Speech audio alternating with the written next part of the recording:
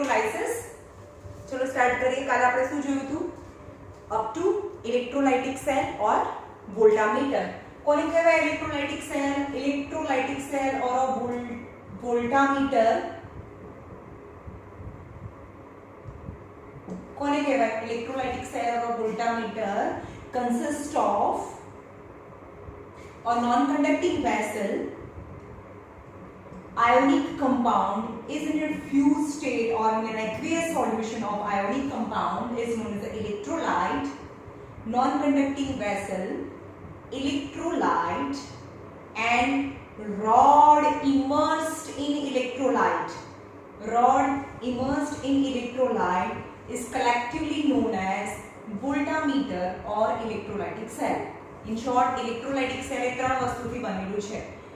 Non-conducting vessel, a liquid which has free ions and two rod. તો rod, હવે rod કોના બનેલા હોય એ જોઈએ. તો એ છે ઇલેક્ટ્રોડ. એક minute.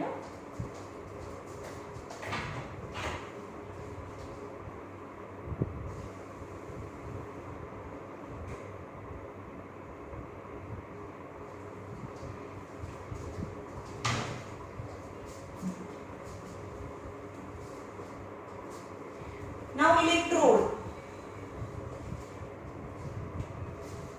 Electrode. In voltameter,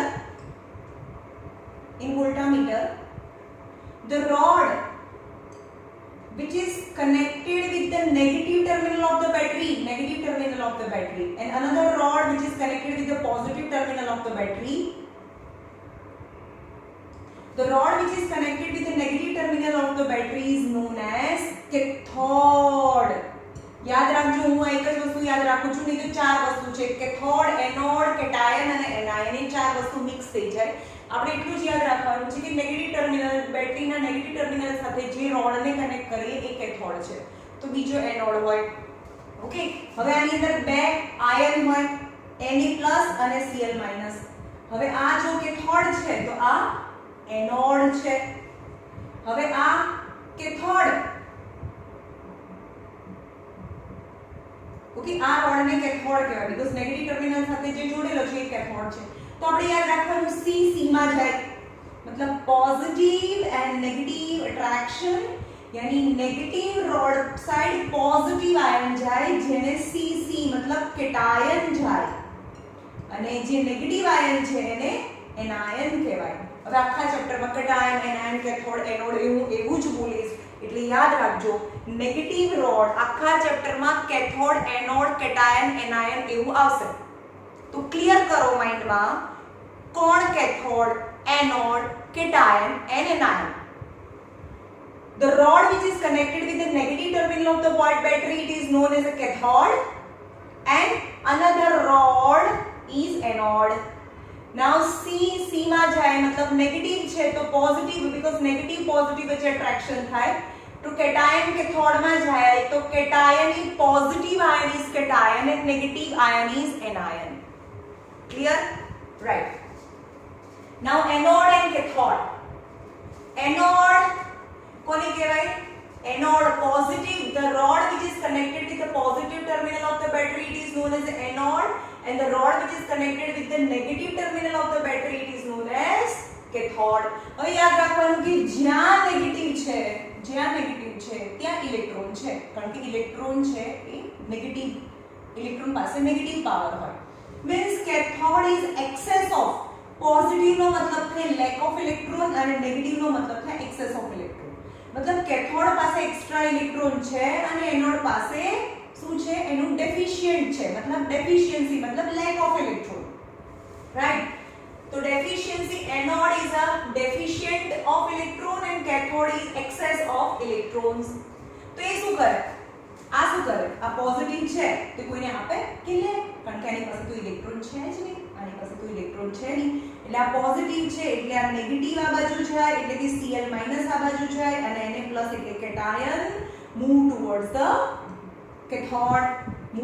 cathode. Now આની પાસે Cl- એટલે કોની પાસે? બેંક છે. જ્યાં નેગેટિવ હોય ત્યાં ઇલેક્ટ્રોનની બેંક હોય. મીન્સ એનાયન પાસે access electron, so this rod gain electron કારણ કે તો પોઝિટિવ છે, rod પોઝિટિવ છે અને જ્યાં ion છે એ નેગેટિવ છે. So anion is an excess of electron but anode is deficient of electron. So anode always gain electron from anion. That electron moves and cation has excess electron. That is excess electron cation. Cathode પાસે excess electron હોય, cathode પાસે extra electron હોય. તો cation એટલે Na+ પાસે electron ના હોય કારણ કે તો પ્લસ છે, તો પ્લસ પાસે ના હોય તો એ ગેઇન કરે. ઇન શોર્ટ જે પ્લસ હોય ને ભાઈ ગેઇન કરે અને જેની પાસે નેગેટિવ હોય ને આપે કારણ કે નેગેટિવ છે એની પાસે એક્સ્ટ્રા ઇલેક્ટ્રોન છે. હવે કેથોડ નેગેટિવ એની પાસે એક્સ્ટ્રા ઇલેક્ટ્રોન છે એટલે આપી દે અને આ પ્લસ છે એટલે લે તો કોની પાસેથી લેશે? Cl- પાસેથી લેશે. Got it? Anode accept electron from anion. જે anion છે એની પાસેથી accept કરશે અને cathode donate electron to cation. Okay? આટલી ખબર પડી? That is the difference between anode and cathode. Now atom અને ion. The difference between atom and ion. એના પહેલા આયન જોઈ લઈએ આપણે. આયન કોને કહેવાય? આયન્સ ક્યારે બને? Ions any neutral element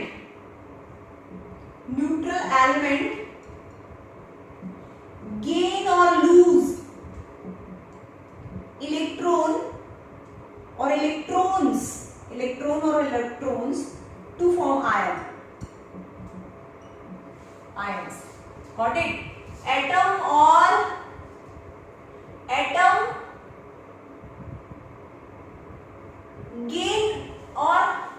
gain करे अथवा lose करे to form positive and negative ion. Free positive and negative ion formed in a fused state of solution. હવે મને ખબર નથી પડતી, મને એવું લાગે કે બુકમાં જોઈને વાંચો એના કરતા બેટર છે કે આવી રીતે લખે. It's too much hard work. Okay, ion ક્યારે ફોર્મ થાય? જ્યારે એને ન્યુટ્રલ એટમ છે 281 એ લૂઝ કરે ઇલેક્ટ્રોન તો Na+ બને. એવી જ રીતે Cl છે એની પાસે ઉપર કોઈ ચાર્જ નથી તો 287 but when it gain electron તો Cl- બને.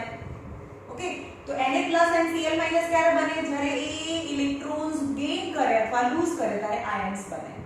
और ત્યારે તો આયન્સ બને જ. और આયોનિક કમ્પાઉન્ડ છે જેના પર કોઈ ચાર્જ નથી, જેટલા પ્લસ છે એટલા minus. but when in a fused state or in an aqueous solution જ્યારે એને ગરમ કરો અથવા તો એને પાણીમાં ઓગાળો ત્યારે પણ આયન્સ છૂટા પડે. ions formed. When ion forms in electrolysis chapter, when fused or in aqueous solution of ionic compound, then ions are separated.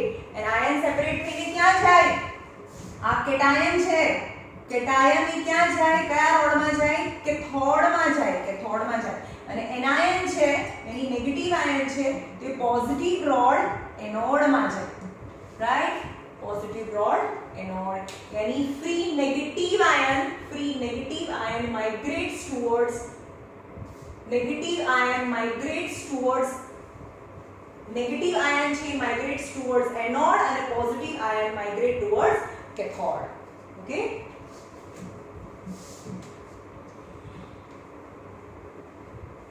હવે એટમ અને આયન નું ડિફરન્સ જોઈએ. એટમ કોને કહેવાય ને આયન કોને કહેવાય? જેમ કે Na એ એટમ છે, આયન એટલે કે Na+. Got it? જેમ કે Na છે 281 ઇલેક્ટ્રોનિક કન્ફિગરેશન એટલે એ બેસી ના રહે, એ એક્ટિવ હોય, કોઈને એક ઇલેક્ટ્રોન પધરાવવાની વાત કરે તો એ કેમિકલી એક્ટિવ હોય, કેમિકલી એક્ટિવ.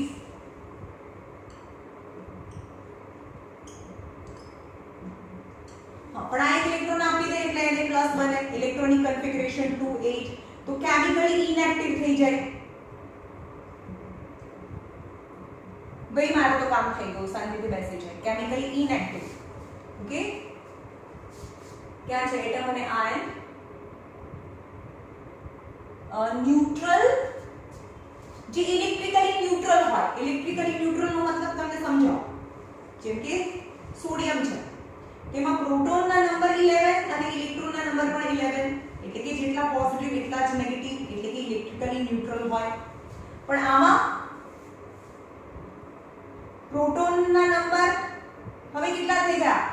પ્રોટોન નંબર તો 11 છે, પણ એક ઇલેક્ટ્રોન આપી દીધા એટલે ઇલેક્ટ્રોન 10 થઈ ગયા. એક ઇલેક્ટ્રોન એને લૂઝ કરી દીધો ને, એક ઇલેક્ટ્રોન લૂઝ કરી દીધો એટલે પહેલા ઇલેક્ટ્રોન 11 હતા, પણ એક ઇલેક્ટ્રોન લૂઝ કરી દીધો તો હવે ઇલેક્ટ્રોન 10 થઈ ગયા. પણ એ ઇલેક્ટ્રિકલી ન્યુટ્રલ નથી.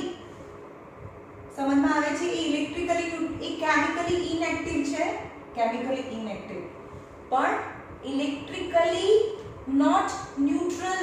ઇટ્સ ઇલેક્ટ્રિકલી, ત્યાં શું છે? ઇલેક્ટ્રિકલી ન્યુટ્રલ છે, જે ઇલેક્ટ્રિકલી they gain or શું કહેવાય ion, they gain electron or donate electron, so they electrically not neutral because the number of proton and number of electron are not equal. number of proton અને electron equal નથી, એટલે કે એની પર કોઈ charge હોય અને જે છે એને પ્લસ ચાર્જ. પણ આમાં પ્રોટોનના નંબર અને ઇલેક્ટ્રોનના નંબર એટલે કે એની ઉપર કોઈ ચાર્જ ન હોય તો એને ઇલેક્ટ્રિકલી ન્યુટ્રલ કહેવાય. ઓકે, તો ફરીથી જોઈએ. કેમિકલી એક્ટિવ કોઈને કોઈને શોધે, કેમિકલી ઇનએક્ટિવ, પણ electrically active or they have sum charge, પણ ઇલેક્ટ્રિકલી ન્યુટ્રલ, જેટલા પોઝિટિવ એટલા નેગેટિવ ચાર્જ હોય. ઓકે,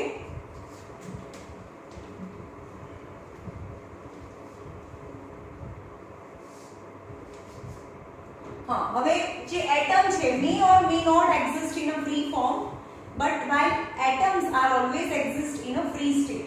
For example, oxygen છે, oxygen ક્યારે એકલો ના રહી શકે. oxygen atom never exists in a free state. atom and ions, oxygen never exists in a free state. એ બીજા ઓક્સિજન સાથે કમ્બાઈન થઈને O2 બનાવે તો એ મતલબ એ એકલો એક્ઝિસ્ટ કરે અથવા ના બી કરે. સપોઝ સોડિયમ છે તો સોડિયમ એકલો એક્ઝિસ્ટ કરે. Sodium single atom exists, but oxygen single atom doesn't exist. One oxygen combine with the other oxygen and form molecule. यानी atom may or may not exist independently. Sodium exists, oxygen doesn't exist. But O2-2, SO4-2, Cl-1 ion always exist independently. એ એકલા જ હોય, ક્યારે કોઈના સાથે combine ફોર્મમાં ના હોય. Right? Now anion and cation. Anion and cation. चलो, electrolytes.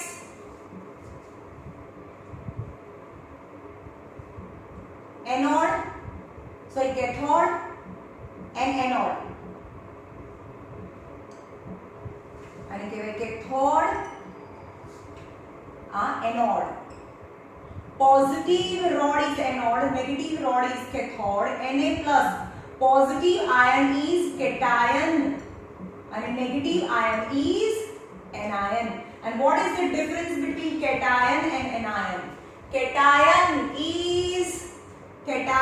is positive charge ion and anion is negative charge ion.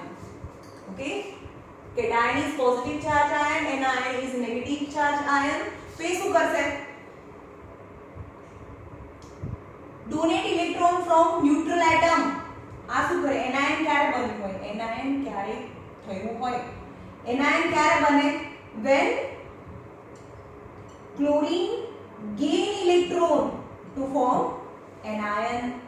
હવે anion છે એ શું કરે? anion lose electron to form neutral atom. સમજાવું તમને? આ anion ક્યાં જાય? Cl- ion છે અહીંયા જાય. તો એનોડ પર શું કરે? એ ઇલેક્ટ્રોન આપી દે, કારણ કે એની પાસે એક્સ્ટ્રા ઇલેક્ટ્રોન છે તો ઇલેક્ટ્રોન આપી દેશે તો શું બની જશે? તમને સમજાવો કે ક્લોરીન છે, ક્લોરીન 2 8 અને 7, 2 8 7 હોય તો Cl કહેવાય અને 2 8 8 હોય તો Cl- કહેવાય. Got it? 2 8 8 હોય તો Cl- કહેવાય. Now Cl minus migrates towards the anode and donate one electron. Cl minus एक इलेक्ट्रॉन डोनेट કરી દે તો શું બની જાય? Cl બને when anion donate electron નો मतलब Cl minus છે એ એક ઇલેક્ટ્રોન ડોનેટ કરી દે તો ન્યુટ્રલ એટમ બને અને Na+ છે Na+ અહીંયા જાય તો એ શું કરે? Gain one electron. Actually Na એટલે 2H1 પણ Na+ એટલે 2H પણ Na+ એક ઇલેક્ટ્રોન ગેઇન કરે તો Na બની જાય. તો Na+ gain one electron and form Na+. સમજમાં આવે છે? anion તેની negative ion lose one electron કે એની પાસે નેગેટિવ છે એટલે એ એક ઇલેક્ટ્રોન લૂઝ કરે તો ન્યુટ્રલ એટમ છે અહીંયા ડિપોઝિટ થાય.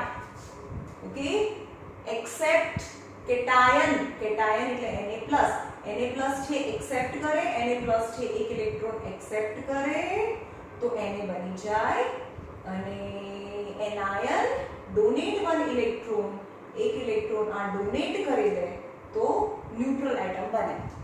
રાઈટ?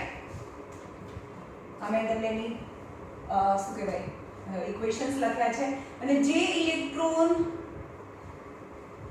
એક્સેપ્ટ કરે ને આપણે કોઈને દાન કરી દઈએ તો સારું કહેવાય ને, સારું મતલબ ઓક્સિડેશન. મેં એવી રીતે યાદ રાખ્યું છે. તો બીજાને જે ઇલેક્ટ્રોન આપે ને તો એ પોતાનું ઓક્સિડેશન કરે પણ પોતે લે તો રિડક્શન. ચલો આ બંનેમાંથી કોણ ઇલેક્ટ્રોન આપે છે? આની પાસે એક્સ્ટ્રા ઇલેક્ટ્રોન છે તો Cl માઈનસ નું શું થાય? જે ઇલેક્ટ્રોન આપી દે છે તો Cl માઈનસ એટલે એનાયન. તો એનાયન નું રિડક્શન થાય. એનાયન ઇલેક્ટ્રોન આપી દે અને જે બીજાને આપે is a good thing, is a oxidation. તો એનાયન જ્યારે બીજાને ઇલેક્ટ્રોન આપે છે તો એનું ઓક્સિડેશન થાય અને જે બીજા પાસેથી લે છે કારણ કે એની પાસે પ્લસ છે તો ડેફિશિયન્ટ છે તો બીજા પાસેથી લે છે તો એનું રિડક્શન થાય. કોનું? કેટાયનનું રિડક્શન થાય અને એનાયનનું ઓક્સિડેશન થાય. ઓકે,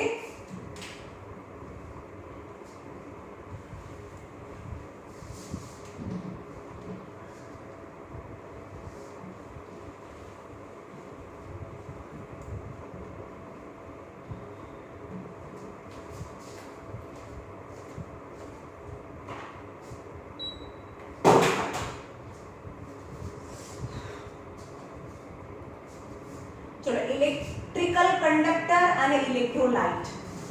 ઇલેક્ટ્રિકલ કંડક્ટર કોને કહેવાય? ફોર એક્ઝામ્પલ આ બેટરી છે અને અહીંયા વચ્ચે કોઈ ડોલ મૂકી દો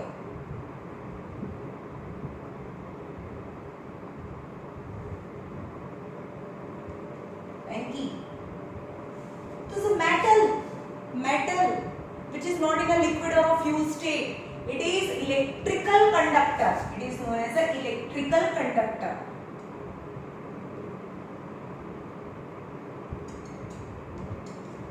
While આવી બેટરી છે, બેટરીની સાથે rod and immersed inside the electrolyte which has free ions, this is known as electrolyte.